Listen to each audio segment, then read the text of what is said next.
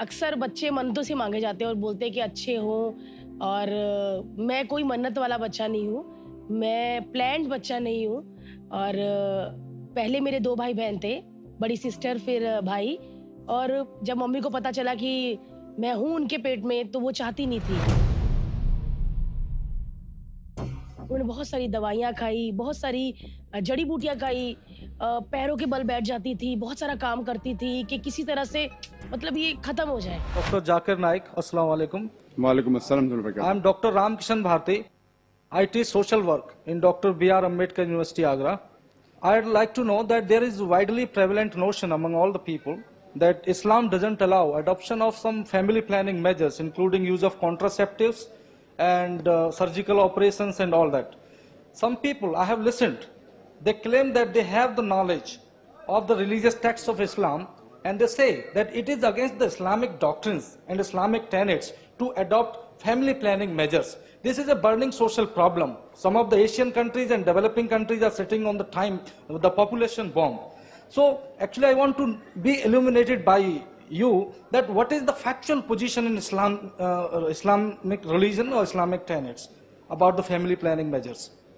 Doctor साहब ने सवाल पूछा कि कई मुसलमान कहते हैं कि फैमिली प्लानिंग करना इस्लाम में इजाज़त नहीं है, अबॉर्शन, यूजिंग कॉन्ट्रासेप्टिव्स। इस्लाम इसके बारे में क्या कहता है, वो इसके बारे में जानना चाहते हैं।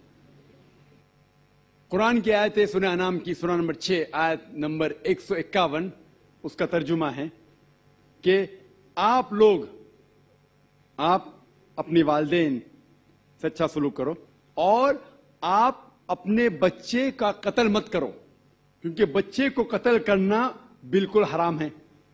क्योंकि अल्लाह सुब्हाना व तआला आपको और आपके बच्चों को रिस्क देता है, ये कुरान की आयत है। जो बच्चे का कत्ल करना हराम है। जहां तक कि फैमिली प्लानिंग का सवाल है, ये बड़ा, it's a very big concept of family planning. ये फैमिली प्लानिंग की जो मेथड है, फॉर एग्जाम्पल परमानेंट मेथड, क्योंकि आप डॉक्टर है मैं कह सकता हूं, ट्यूबेक्टोमी या वेजेक्टोमी या नसबंदी, ये परमानेंट मेथड सारे लोग तस्लीम करते हैं कि हराम है, उसमें कोई दो राय नहीं। अबॉर्शन हराम है क्योंकि बच्चों का कत्ल करना हराम है, तो इसमें कोई दो राय नहीं कि जहां तक के फैमिली प्लानिंग का सवाल है, वेजेक्टोमी, ट्यूबेक्टोमी या अबॉर्शन बिल्कुल हराम है। सिर्फ उस टाइम अलाउड है जब मां की जान अगर खतरे में है। If the mother had multiple caesarean section, मां को कई सिजेरियन सेक्शन हुए, चीर के बच्चे को निकालने पड़ता है, और अगर और एक बच्चा होने के वजह से उसके जान को खतरा है, या मिसाल के तौर पे मां को दिल की बीमारी है और एक बच्चा पैदा होने के वजह से उसकी जान खतरे में हो सकती है, तो मां की जान बचाने के लिए कोई भी टाइप की फैमिली प्लानिंग अलाउड है इस टाइम, क्योंकि मां की जिंदगी बहुत अहम है। इसके अलावा all types of permanent method हराम है। जो इख्तिलाफ है वो टेम्पररी मेथड में है, टेम्पररी मेथड। और सबसे कॉमन टेम्पररी मेथड है जो कॉपर्टी है, जो आप जानते डॉक्टर होने के नाते कॉपर्टी है। मैं जब मेडिकल कॉलेज में था, हमें पढ़ाया जाता था कॉपर्टी इज अ कॉन्ट्रासेप्शन। अभी पता चला कॉपर्टी कॉन्ट्रासेप्शन नहीं है, it's a Contra implantation. Copper T क्या करती है? Zygote is already form, the ovum and the sperm have already joined to form the zygote. The zygote is prevented to cling on the uterine wall. So it is rather a contra-implantation rather than a contraception. The conception has already taken place. तो copper T में contraception नहीं होता है, Contra implantation होता है। If you let your imagination go bit ahead, it is nothing but early abortion, जो हराम है। वो अबॉर्शन ही है लेकिन अर्ली अबॉर्शन है, कॉन्ट्रा इम्प्लांटेशन। तो बहुत से मुसलमान अनजाने में समझते contraception of copper T is allowed और इस्तेमाल करते जो बिल्कुल हराम है। इसमें कोई दो राय नहीं। ओसी पिल जब आप लेते हैं, जो कुरान की आयत है सूरह रूम की सूरह नंबर 30 आयत नंबर 30 में, कि do not change the physiology of the body. तो when you take contraceptive pills, any doctor will tell you it has various side effects, various, it is डेट्रिमेंटल to health. जो difference of opinion है वो temporary method में है, बाकी के temporary method, condoms etcetera. But मेरा सवाल यह है कि आप कॉन्ट्रासेप्शन क्यों इस्तेमाल करना चाहते हैं? आप फैमिली प्लानिंग क्यों करना चाहते? यह सवाल है। سب سے اہم سوال. اور اس کے 2 وجہ ہو سکتی ہے, صرف 2. سارے وجہ کو اکٹھا کریں گے تو 2 گروپ میں آپ بانٹ سکتے ہیں. ایک گروپ کیونکہ وہ انسان شاید غریب ہے اور بچے کی پرورش نہیں کر سکتا, یا دوسری وجہ کہ وہ چاہتا ہے کہ اپنے بچے کو اچھی سے اچھی تعلیم دے تو بیچ میں اسپیسنگ ہونا چاہیے. میں بچوں کو ڈاکٹر بنانا چاہتا ہوں تو اگر ایک کے بعد ایک جلدی ہوئیں گے فٹافٹ تو مشکل ہے, میں ذرا 3 سال 4 سال 5 سال بعد دوں گا. یہ 2 وجہ ہو سکتے ہیں.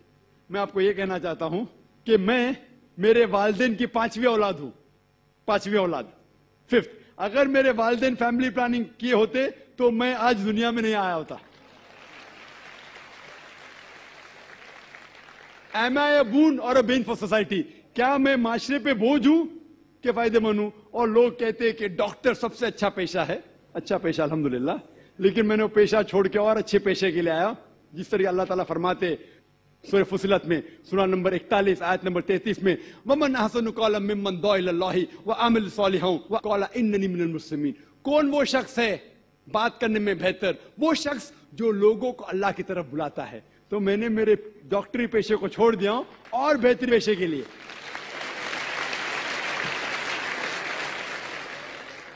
اگر میرے والد اور والدہ, ماں اور باپ فیملی پلاننگ کرتے تو میں دنیا میں نہیں آتا تھا. لیکن اسلام میں ہر پرابلم کا سلوشن ہے. جیسا میں نے کہا 2 چیزیں وہ ہے, ایک ہے کہ لوگ غریب ہے تو اسلام میں اس کا سلوشن ہے زکوٰۃ. جیسا میں نے کہہ چکا ہوں اپنی تقریر میں کہ ہر امیر آدمی جس کے پاس 85 گرام سونا سے زیادہ سونا ہے یا اتنی دولت ہے, اسے 2.5% زکوٰۃ دینا چاہیے ہر سال. ہر امیر انسان زکوٰۃ دے گا تو غربت دھرتی سے مٹ جائیں گی. کوئی بھی شخص بھوکا نہیں مرے گا. اگر کوئی شخص کے پاس پیسہ کم ہے وہ زکوٰۃ لے سکتا ہے. پرابلم کیا ہے؟ اور جو لوگ کہہ رہے ہیں کہ اسپیسنگ کرنا چاہیے, یہ ایک مالتھیوزین تھیوری تھی. آپ جانتے ہیں کہ مالتھیوزین theory that the crop is inversely proportional to the population. یعنی جتنا پاپولیشن ہے اتنا خطرہ ہے آپ کے کھانے کے لیے. Theory has been disproved. یہ آپ دیکھیں گے یہ صرف ہندوستان میں جو پاپولیشن پرابلم ہے, باقی ممالک میں پاپولیشن از اے بون. آپ امریکہ میں جائیں گے, جتنے زیادہ بچے آپ کے پاس ہیں اتنا کم ٹیکس آپ کو دینے کا. پتا آپ کو ینگ چھوٹے چھوٹے بچے پہنتے ہیں I am my father's tax saver. میں میرے والد کی ٹیکس کی بچت کرتا ہوں. جتنے زیادہ بچے اتنا کم ٹیکس. آپ آسٹریلیا میں جاؤ, جتنے زیادہ بچے اتنی پیسے گورنمنٹ دیتی ہے آپ کو ہر سال. 10,000 15,000 20,000 جتنے زیادہ بچے اتنے پیسے گورنمنٹ دیتی ہے. کیوں؟ Population is a bone, it is not a been. Population جتنے زیادہ لوگ اتنا فائدہ. آپ سمجھ رہے؟ اور دھرتی کا صرف 30% استعمال ہوتا ہے. 70% of the land is not being utilized. تو پاپولیشن اگر ڈبل ٹرپل بھی ہوگی تو بھی کوئی نقصان نہیں.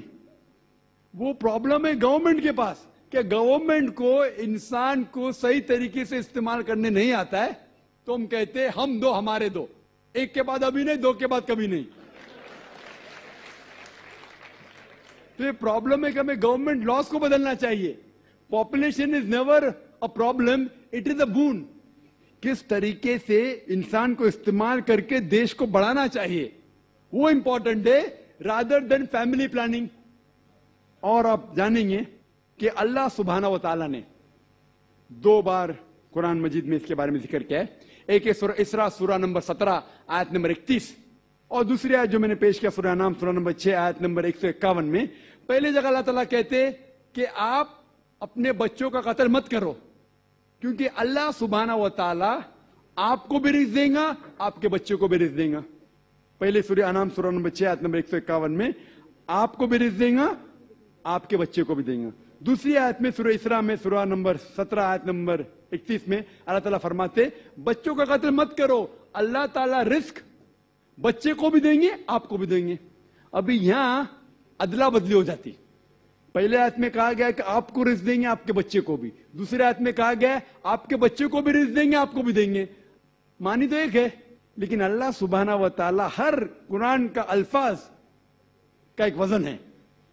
اگر آپ تحقیق کریں گے تو یہ پتا چلتا ہے کہ پہلی آیت خصوصاً غریبوں کے لیے ہے. آپ اگر سمجھتے کہ اور ایک بچہ ہوگا तो मैं भी मरूंगा, बच्चा भी मरेगा। खाने पीने के वादे हैं, और एक बच्चा होगा तो मैं भी मरूंगा, बच्चा भी मरूंगा। अल्लाह ताला कहते फिक्र मत करो, अल्लाह ताला आपको भी रिज़्क़ देंगे, आपके बच्चे को भी। वो दूसरी आयत अमीरों के लिए कि मैं चाहता हूं कि 3-4 साल बाद मेरे बेटे को इंजीनियर बनाऊंगा, मैं मेरे बेटे को डॉक्टर बनाऊंगा, तो मैं चाहता हूं कि कम बच्चे हो। तो अल्लाह ताला कहता है, अल्लाह ताला रिस्क आपके बच्चे को भी देता है, आपको भी देता है। Order is interchanged. और मैं मिसाल दिए, आप देखेंगे जितने नोबेल प्राइज विनर है, ये जरूरी नहीं कि वो एक ही बच्चे थे, अपने वालिदैन के नोबेल प्राइज मिला। तो ये गलत फहमी है। और अल्लाह सुब्हानहू व तआला नेचुरल फैमिली प्लानिंग दे चुका है। इस्लाम में नेचुरल फैमिली प्लानिंग है, जो कुरान की आयत है, सूरह लुकमान सूरा नंबर 31 आयत नंबर 14, कि मां ने अपने बच्चे को 2 साल तक दूध पिलाया। और आप डॉक्टर होने के नाते जानते होंगे कि जब मां अपनी छाती का दूध बच्चे को पिलाती है तो उसको लैक्टेशन अमेन्यूरिया होता है, मतलब उसको और एक बच्चा पैदा होना बहुत मुश्किल है। ये अल्लाह सुब्हानहू व तआला नेचुरल फैमिली प्लानिंग कर चुका है। लेकिन अफसोस की बात है कि आज की खवातीन ब्रेस्ट फीडिंग में नहीं मानते, क्योंकि उनका फिगर खराब होता है। सबसे अच्छी चीज बच्चे के लिए मां का दूध। कोई भी नेस्ले, कोई भी मिल्क पाउडर उसकी बराबरी कर ही नहीं सकता है। तो अल्लाह has given natural method of family planning. मैं जानता हूं कि ये 100% सेफ नहीं है, इसीलिए कुरान मजीद की एक आयत है, सूरह इमरान सूरा नंबर 3 आयत नंबर 54 में, मकरू मकरल्लाह वल्लाहु खैरुल माकिरीन। उन्होंने प्लान किया और प्लॉट किया, अल्लाह सुब्हानहू व तआला ने भी प्लान किया। और अल्लाह सुब्हानहू व तआला सबसे अच्छा माहिर है प्लानिंग में।